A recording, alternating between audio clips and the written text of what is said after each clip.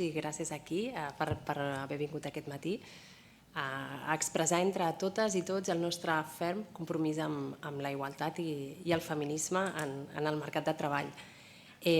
Avui tenim l'oportunitat de conèixer i debatre sobre aquest estudi, la situació de les dones al mercat laboral, un estudi que, com veurem, posa en evidència moltes bretxes i molts reptes que encara tenim com a societat.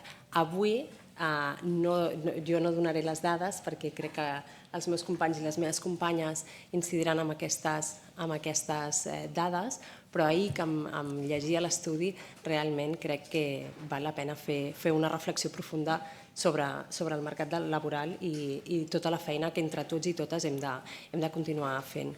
Agrair al CESP aquest estudi tan interessant que ens permet visibilitzar aquestes desigualtats de gènere.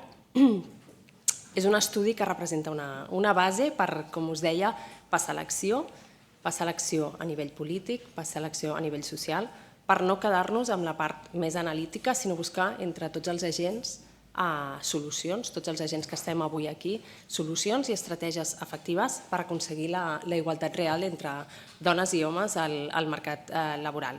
Des de l'Ajuntament de Barcelona, ja sabeu, estem compromeses, fermament compromeses per treballar més i millor que mai, perquè les desigualtats deixin de ser estructurals i perquè deixi de perpetuar-se en tots els àmbits de les vides de les dones. És prioritari adoptar mesures integrals que incorporin la perspectiva de gènere, fugir del paradigma assistencialista i apostar per l'empoderament de les dones. Justament ahir estava en un acte al Liceu i parlàvem d'això, de l'empoderament de les dones, del poder d'influència que tenim.